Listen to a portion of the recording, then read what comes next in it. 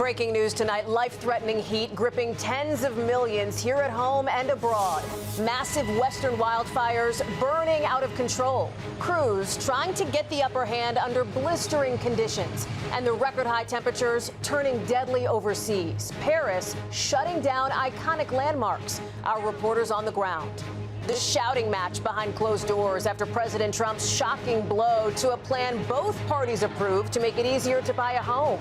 The tensions escalating in the GOP with new reporting from inside that combative meeting.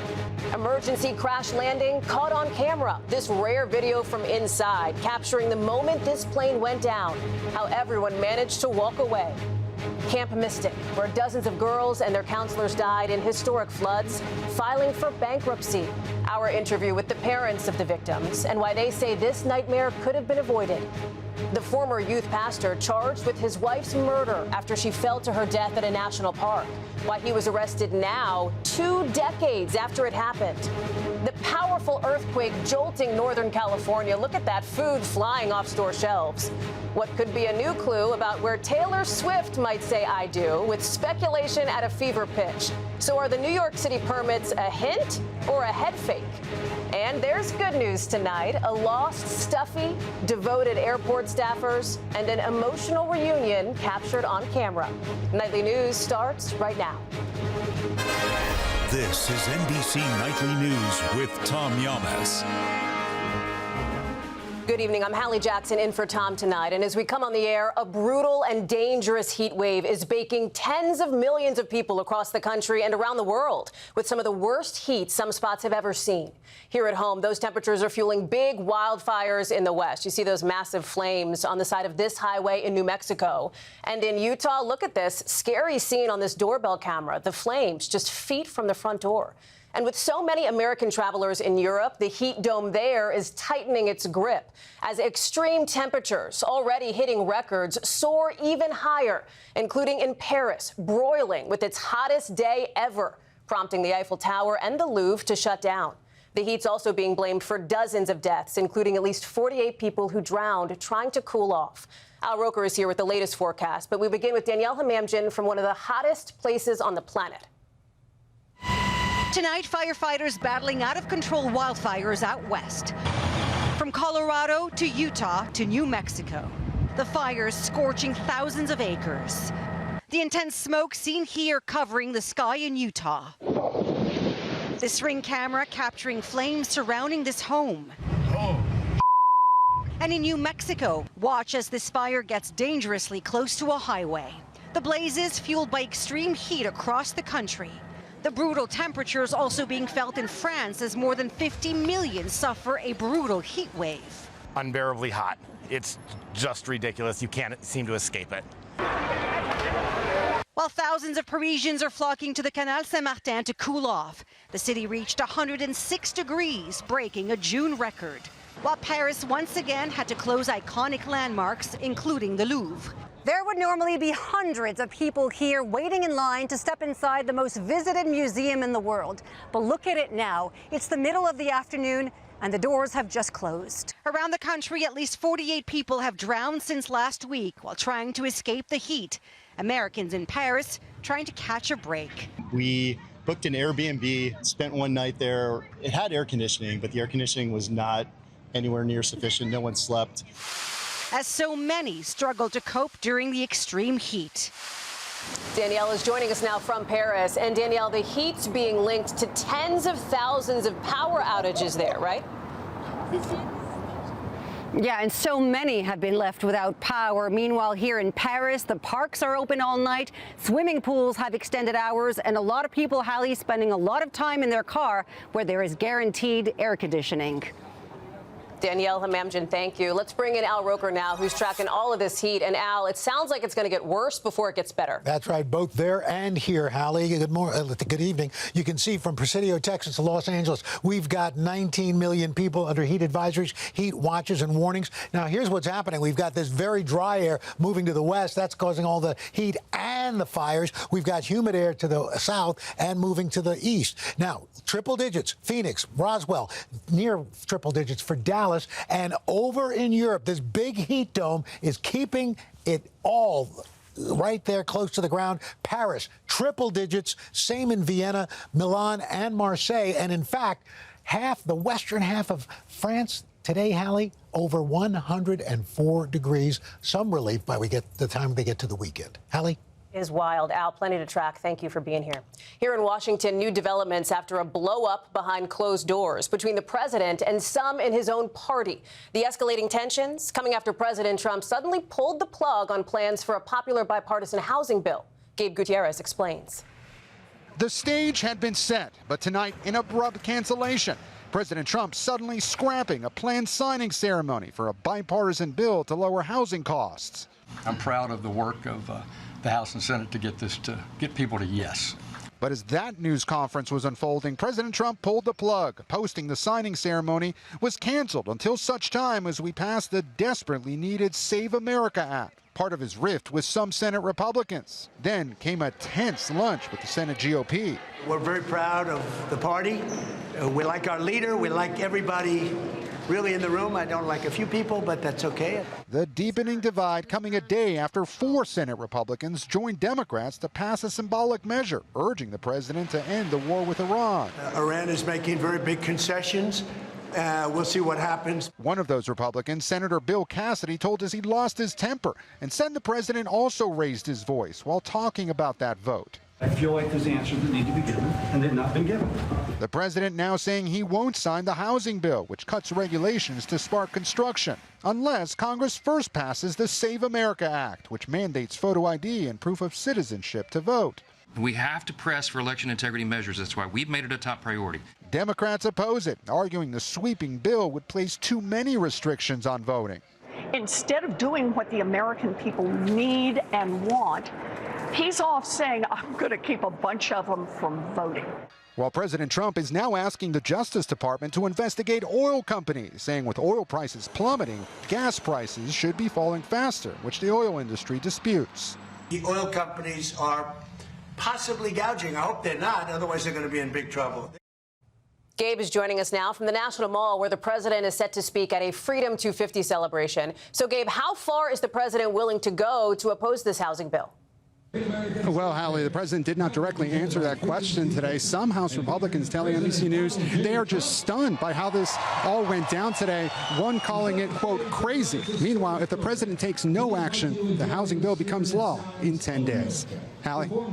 Gabe Gutierrez here in Washington. Thank you. Now to some breaking news just into us, an apparent major earthquake out of Venezuela. Let's get to Aaron Gilchrist with the latest. Hallie, 2 major distinct earthquakes hitting Venezuela within just a couple of minutes of each other. A magnitude 7.2 and a 7.5 magnitude earthquake, really less than 30 miles apart from each other as well. We are getting images in now from more than 100 miles away in Caracas, where that's the capital, where we know that homes and other buildings have collapsed as a result of these earthquakes. First responders were seen helping the injured here, digging through debris from those collapsed buildings. This shaking started just after 6 p.m. Eastern time. People were seen running into the streets as buildings swayed. Debris clouds seemed to rise into the air as well. At this point, we don't know the extent of any injuries or damage in this area, but we do know that the government is telling people, warning them that they should stay outside because there may be aftershocks that could do more structural damage. Hallie? Aaron Gilchrist, thank you. We are also learning tonight a plane diverted to Boston after the captain experienced a medical emergency in flight. The plane, you see it here, landed without issue. He was taken off on a stretcher to the hospital. And in Alaska, an aviation close call captured on camera when a commuter plane crash landed in the wilderness. Tom Costello has the details on how everyone, incredibly, managed to walk away safely. The harrowing moments caught on camera as a Ride Air flight was forced to crash land in Alaska's Glacier Pass.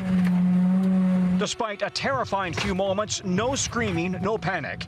Everyone's safe on the ground. It's not ideal. One pilot and 8 passengers, including Brett Filippi, who filmed it all. How's this for your first time in Alaska? Has this happened before? No, this doesn't usually happen. Flight 4AW flew from Fairbanks to Coldfoot, then on to Inuktitut Pass, but along the way developed engine trouble. In a blog post, Filippi says the pilot turned back to us and said that he was looking for a spot to land. I cinched my seatbelt tight. Suddenly, an open clearing in the Alaskan wilderness. The impact dug skid marks in the ground, but the dirt-covered plane left mostly intact. Had an emergency crash landing out here in the bush. Thank you. Thank you. 30 minutes later, a search plane was overhead. They found us. 2 hours later, a helicopter began lifting everyone out. Everyone's safe, and that's what matters. Soon, all 9 were back in Coldfoot. The Cessna 208 Caravan is a reliable, rugged plane with an equally reliable engine. Tonight, passengers are crediting the pilot with saving their lives. Hallie? Tom Costello, thank you. Nearly a year after the flood that devastated Texas Hill Country, Camp Mystic, the summer camp where 27 young girls and counselors died, has filed for bankruptcy. Our Morgan Chesky explains what it could mean for the families still seeking justice. Tonight, amid tragedy, lawsuits, and no license to operate, the 100-year-old Camp Mystic filing for bankruptcy. The overnight filing by the all-girls camp raising questions over its future and litigation against it, following the deaths of its owner, 25 campers, and 2 counselors last July when the Guadalupe River surged nearly 40 feet out of its banks. Documents obtained by NBC News show Mystic claiming total debt exceeds $10 million. The filing pausing all wrongful death and negligence suits scheduled for next year. Camp owners admitting in April they wish they had evacuated sooner. We tried our hardest that night, and it wasn't enough to save your daughters.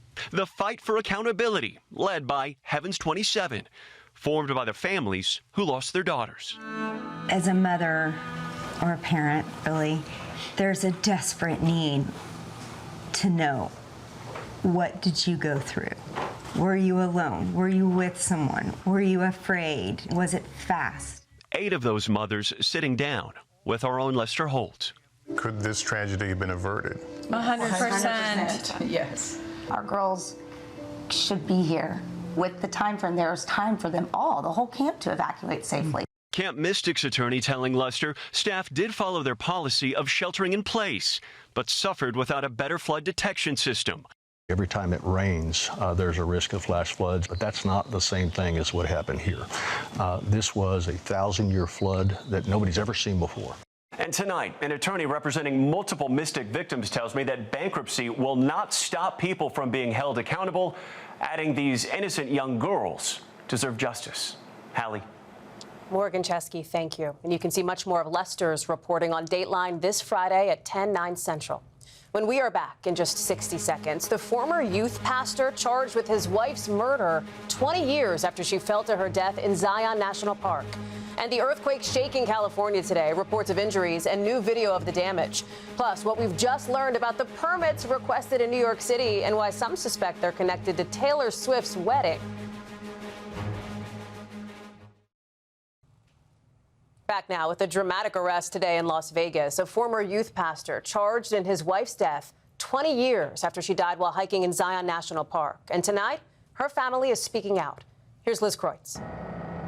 It's been 20 years since Bernadette Vandermeer died after falling more than 1,000 feet while hiking with her then husband, former youth pastor David Vandermeer, on the iconic Angels Landing Trail at Zion National Park. At the time, the 29-year-old's death was ruled an accident. But now, 2 decades later, police have arrested her former husband and charged him with murder.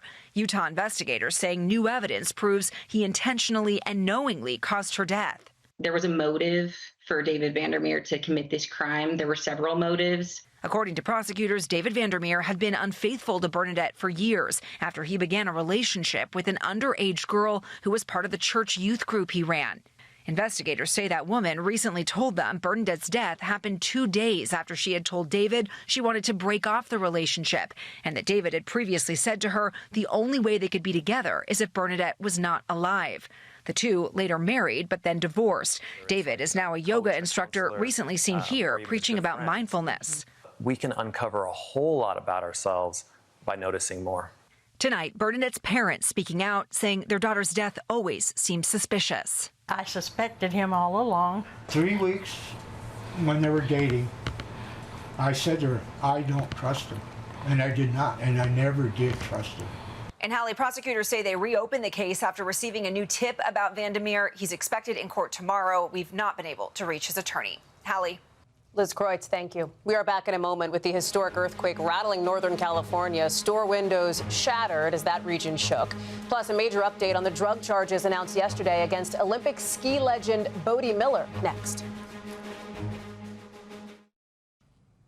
Welcome back to Northern California now, which was hit today with its biggest earthquake in the area since 1940. We're talking 5.6 magnitude. Look at this. You can see video capturing these bottles and cans toppling off store shelves. And then the aftermath here, huge chunks of glass from the windows at another market littering the street. Some injuries have been reported, but fortunately, no word of any deaths. Also tonight, Bode Miller's attorney says the drug possession charges against him we told you about last night are being dismissed. The Olympic gold medal winning skier posted he was pulled over in Idaho for speeding on a highway, and a friend with him had a small amount of cannabis and a cannabis pipe. Miller's lawyer said that passenger claimed ownership of all drugs found. Now to the worldwide wedding watch, fueling frothy speculation. Everybody wanting to know, where will Taylor Swift tie the knot? Chloe Malas has more on the new clues we're learning tonight.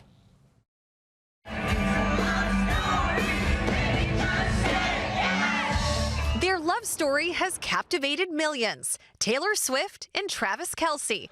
Now the speculation around their wedding reaching a fever pitch, with signs pointing to 4th of July weekend in New York City.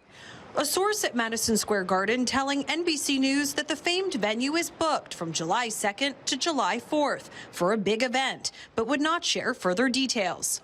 Meanwhile, a spokesperson for the mayor's office says a permit was filed for the area around MSG, requesting street closures and a tent be put up. NBC News has reached out to Swift, Kelce, and MSG for comment. The hype around their nuptials even hitting prediction markets on everything from the guest list to the ceremony location. But until the big day arrives, the speculation may be almost as big as the wedding itself. Chloe Malas, NBC News, New York. When we come back, the special reunion for a young boy and his beloved Stuffy and the high-flying adventure while the two were apart. Next. Finally, there is good news tonight and an extra special reunion thanks to the kindness of strangers. For 10-year-old Asher Egan, Athena the dog has been a lifelong companion. She gives me a lot of comfort. She helps me through hard times. A Stuffy, much loved, modeled after a real pet who died when Asher was just 1. This adorable German Shepherd now goes with him everywhere. She's been around the globe to like Sweden, Finland, Slovenia, Canada. But last week, returning home to Minneapolis from Boston, Athena made an unexpected detour. When it was time for bed, I just realized I didn't have her. So I got the idea to post a TikTok to get some help. So Asher's mom, Romina, started pleading for a safe return. It doesn't take that much time out of my day to make a kid happy. Enter MSP airport officer Luis Oliveira, who heard about Asher's search. After scouring CCTV footage, he managed to track down Athena to Delta's Lost and Found. You missing something? All leading up to this incredible moment. What do you think? Is that the one? Is that Athena? Good job, man. I don't think words can express how thankful we are. There is still so much kindness out there, strangers willing to help, willing to do whatever it takes to help others. After all, any parent knows you gotta have the right Stuffy. That's Nightly News for this Wednesday. I'm Hallie Jackson. For all of us at NBC, thanks for watching and have a great night.